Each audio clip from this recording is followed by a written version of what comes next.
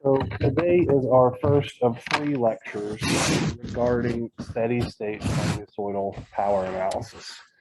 Today we are going to focus on time domain quantities, particularly the instantaneous power and average power.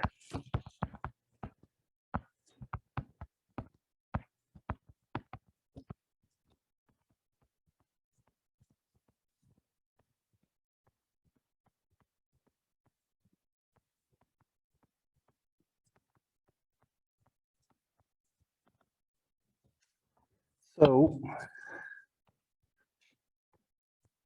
let's say that we have a linear black box network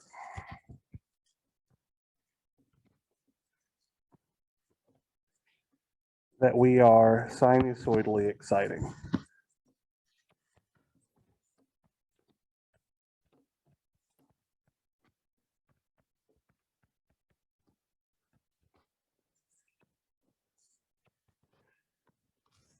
Such that we measure a sinusoidal voltage V of t across the terminals of the network and a sinusoidal current I of t flowing into the network, where V of t will be of the form Vm cosine omega t plus theta v volts, and I of t will be of the form Im cosine omega t plus theta I amps. The instantaneous power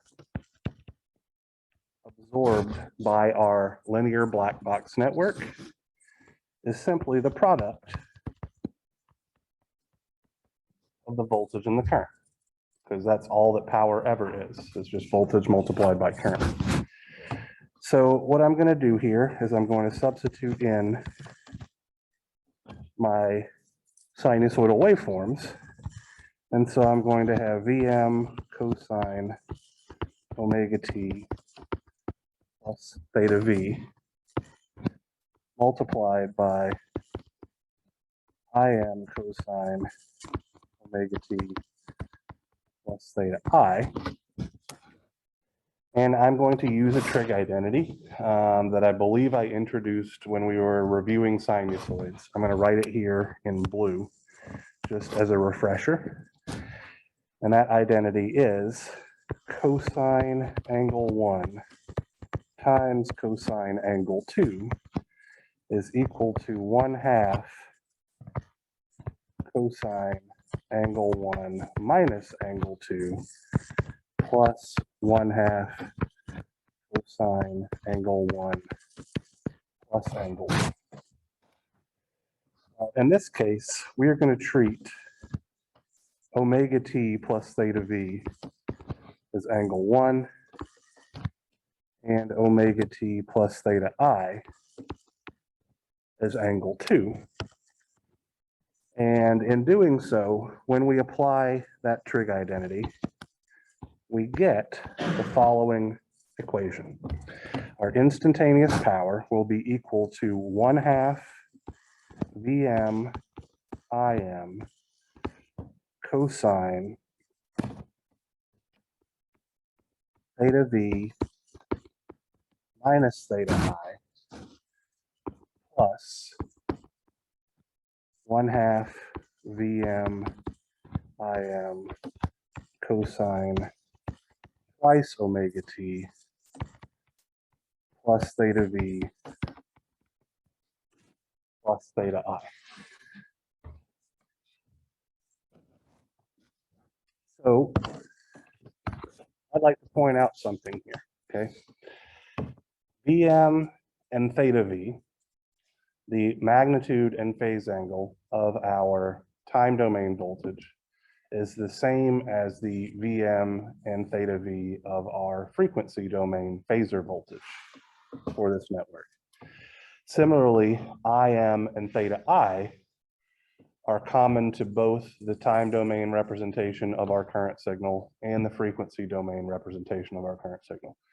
So what this means effectively is that we can still analyze the circuit in the frequency domain and then just plug those values into this generic equation, okay?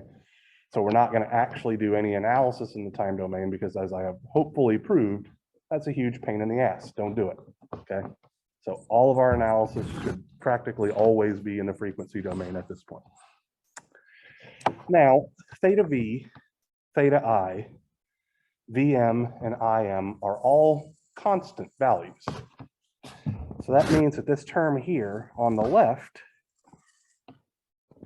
is a constant term because the cosine of an angle, whatever theta V minus theta I is just a number, right? So we have 1/2 times a constant number times a constant number multiplied by the cosine of a constant is going to give us a constant value. So this represents some amount of DC power.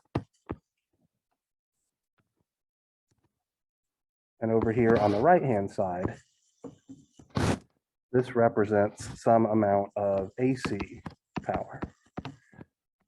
So that if we plotted our function, it might look something like this.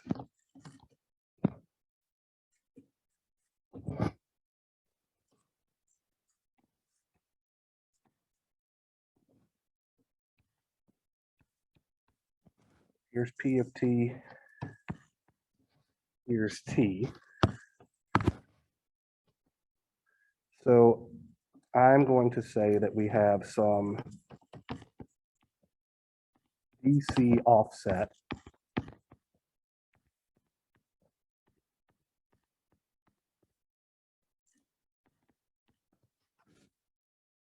and in this case, I'm just going to arbitrarily say that it's positive.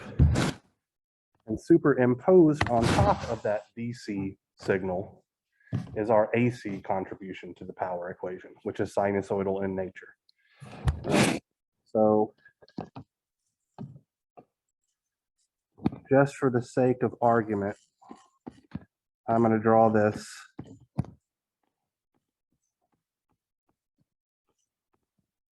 as if our phase angle for our power term were 0.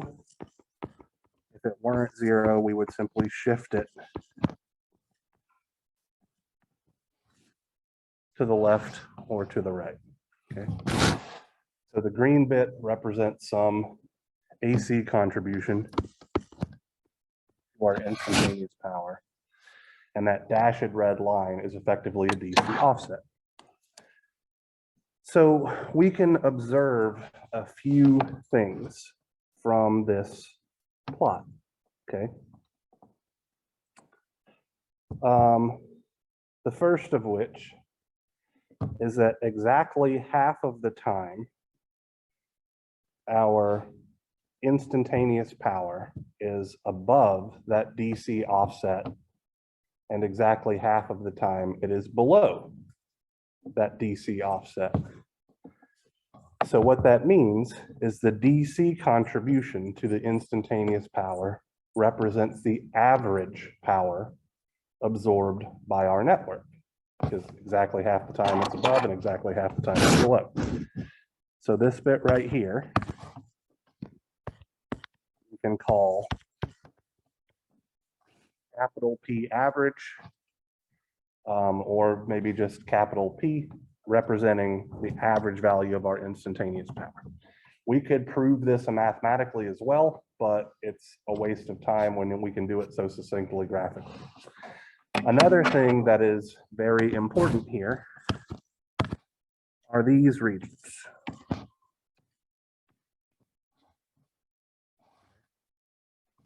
So we're calculating, or we have a graphical representation of the instantaneous power that is absorbed by our linear black box network in this case. Whenever the instantaneous power is negative, that means that we have particular regions of time where our linear black box network actually supplies power back to the source. This will occur only when there are capacitors or inductors in our system, okay? So anytime we have some sort of temporary energy storage element, like a capacitor or inductor, they are going to, at certain times, actually wind up supplying energy into the system, potentially more so than the sources actually do, okay? So if we ever see this fall below, our instantaneous power waveform fall below the horizontal axis, that's definitely because there are passive energy storage elements in the system, okay? All right, so the equation that we have developed here is the most general form of our instantaneous power, right? It does not matter what we have connected to our source in order to use this. We just have to be able to quantify a voltage drop across our element or elements of interest and a current flowing through our element or elements of interest. Okay, so this is the generic form. It always works. This can be used for sources, combined impedances, and all that kind of good stuff.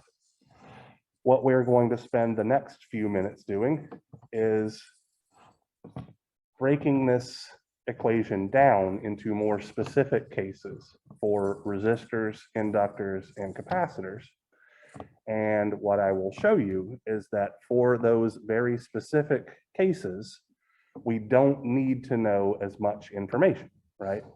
So to apply our generic equation, we have to know a phasor voltage or time domain voltage and a phasor current or time domain current. What I'm about to show you will allow us to determine the instantaneous power for resistors, inductors, and capacitors, only knowing one of those two quantities. So hopefully that will expedite your analysis in certain cases. So let's say that we have a resistor. Back when we were talking about our frequency domain or phasor relationships for resistors, we discovered that the magnitude of the voltage drop across a resistor in the frequency domain was simply the magnitude of the current flowing through the resistor times the resistor value itself. And we also discovered that the phase angle of the voltage drop across the resistor and the phase angle of the current flowing through the resistor had to be the same. Using these two pieces of information, we can say that for a resistor, we will have an instantaneous power of, and I'm going to write down the full thing here, and then we're going to edit it to our use. So don't write down what I'm writing just yet, okay? So 1/2 Vm Im cosine theta v minus theta I plus 1/2 Vm Im cosine twice omega t plus theta v plus theta I. Right? That's our most generic form. Well, if I use Ohm's law, or this relationship that I've written up here, Vm is equal to Im times R, I can express this first bit as either Vm squared over R or 1/2 Im squared times R, right?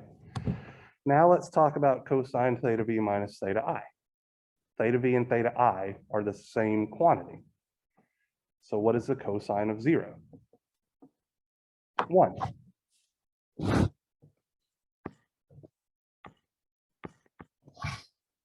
So when we look at our, forgot to put the 1 there. Second bit, we're still multiplying by a factor of 1/2 Vm times Im. So I'm going to just lump these two terms together. We're going to have cosine twice omega t in both cases. And since theta v and theta I are equal, I can express that last part as either twice theta v or twice theta I. So I have an equation which fully expresses the instantaneous power absorbed by a resistor only in terms of the voltage drop across the resistor or only in terms of the current flowing through the resistor, which means we can now determine the instantaneous power with less information than our generic equation. So this is a pretty useful bit. What I'm going to do here is I'm going to put a line, and while we're at it, we're going to look at our average power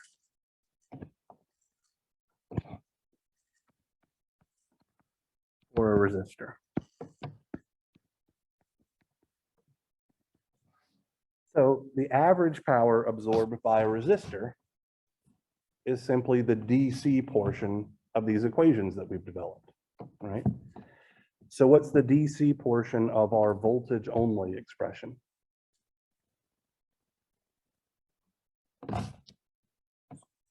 One half Vm squared over R.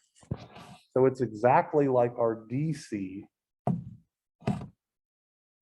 power equation for a resistor, except that it's multiplied by a factor of 1/2.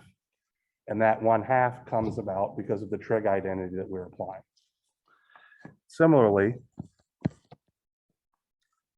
the average power absorbed by a resistor in terms of the current will simply be the DC portion of that bottom equation, which is 1/2 Im squared times R. Okay. Excuse me.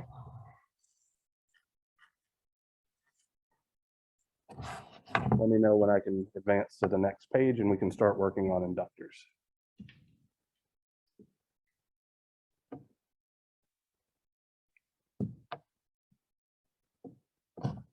All right, so for an inductor,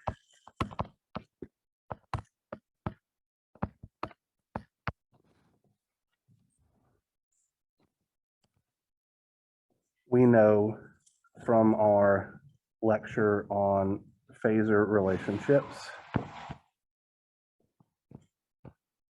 that Vm is equal to omega L times Im. And we know that theta V is equal to theta I plus 90 degrees.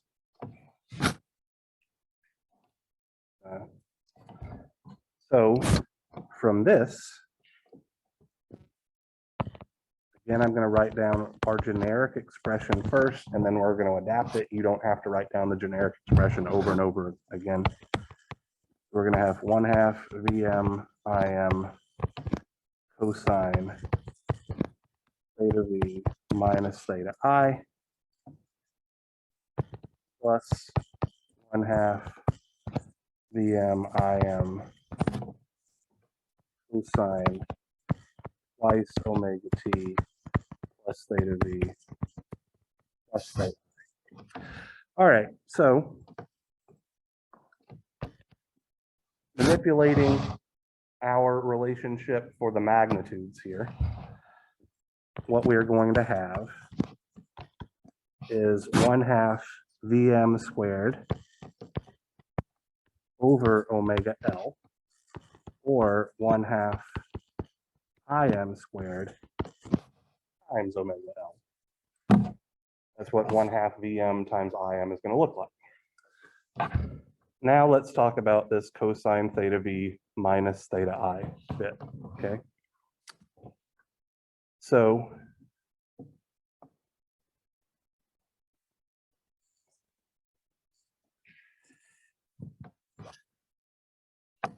if we substitute in theta V and theta I, so let's say that we have theta V is theta I plus 90 degrees. We are going to have cosine of theta I plus 90 degrees minus theta I, which comes out to be the cosine of positive 90 degrees. Well, what's the cosine of positive 90 degrees? 0. So what does that mean for the average power portion of our equation? It's 0. So inductors and we'll find out a little bit later, capacitors do not absorb any average power whatsoever, okay? So we're going to move on to the next bit here then, because we have that same term, 1/2 Vm Im. Then we're going to have cosine twice omega t.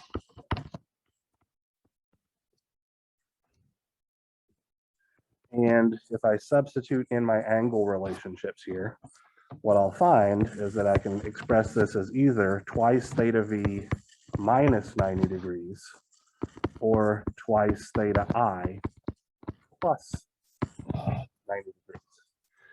So this is what our instantaneous power relationships look like for inductors. And as we discussed a moment ago, our average power for an inductor is always 0.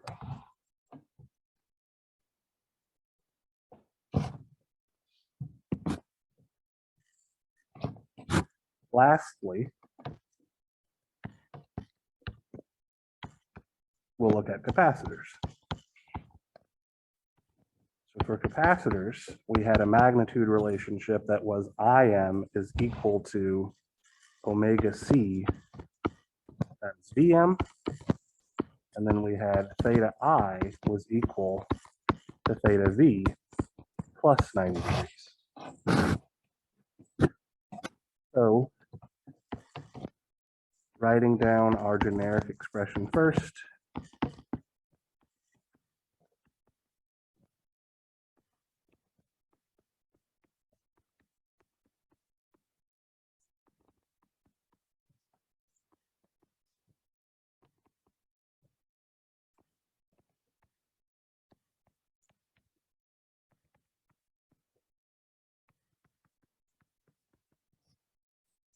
we can manipulate this equation to give us 1/2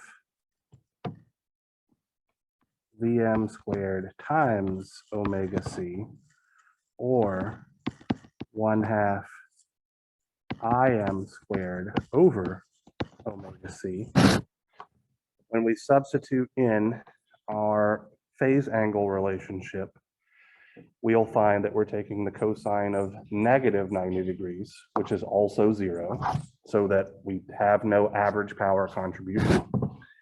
And moving on to the second term, then we have cosine twice omega t plus twice theta v plus 90 degrees, or cosine twice omega t plus twice theta I minus 90 degrees. And once again,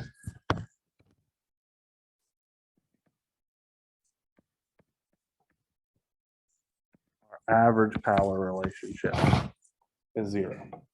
All right, so this is really all that I wanted to talk about today.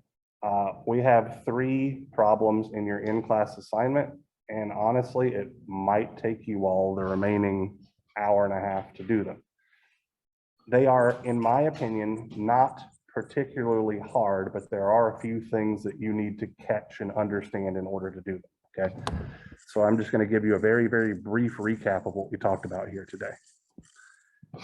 This first equation that we developed is a generic equation that is valid for anything, okay? It can be used for sources. It can be used for any type of combination of impedances or anything like that, okay? So when in doubt, this is the one that you need to use. It is determining the power absorbed. So I just wanted to be clear about that. So if you want the power supplied, effectively, it's going to be the exact same thing, but a negative sign will be involved, or you just should flip the direction on your current or something like that, okay? So when in doubt, this first equation that we developed always works, okay? This resistor equation, we have expressed it in terms of only knowing the voltage drop across the resistor or only knowing the current flowing through the resistor. It is only valid if we're only looking at a resistance, okay? So a resistance and something else, we probably need to use the generic equation. Same thing for our inductor relationship and our capacitor relationship. Only valid for specifically inductors and specifically capacitors. Now, one thing that is potentially bothersome to students in all of these relationships is that omega is inherently an angular frequency, meaning that it is expressed in radians per second. Theta V and theta I are typically expressed in degrees. So if we look at, let's just do up here. This guy, let me do it pink. Right here. Twice omega t is an angle in radians. Theta V and theta I are angles in degrees. So we're going to have to do some sort of conversion, either making omega look like a linear frequency, meaning that converting it to give us an angle in degrees, or we're going to have to do some sort of conversion to make theta V and theta I look like they are in radians, because your calculator cannot handle both angle units at the same time. That is the biggest thing that I see students make mistakes on. They'll be doing all of their work correctly and then forget that they're dealing with two different types of angles and not perform some conversion factor. So just to be very explicit, and I'm sure the overwhelming majority of you guys know this, the conversion factor is simply, so if we want an angle in radians, that is simply the angle in degrees multiplied by pi over 180 degrees. You go the other way around, we simply flip that conversion factor over, okay? So definitely keep that in mind. Another thing that I would like to suggest to you all as you're doing the in-class assignment is to break the problem down into easily digestible bits in your calculator. Because these equations are so damn long, it's very easy for you to accidentally fat finger a wrong number and come out with a wildly wrong answer, even though you're doing everything correctly. So just break it down into smaller parts and use the ability of your calculator to store variables to make your life much easier. Because I can practically guarantee that overwhelming majority of you, if you try to type this in all in one go, there's going to be some sort of small mistake, like a parentheses in the wrong place or something like that, that's going to cause things to go wildly wrong. So just break it down into little bits and then build upon those little bits to get your final answers. Doing it all in one go is more trouble than it's worth. All right, so that's enough out of me. I'll be floating around the room if you have any questions regarding the in-class assignment.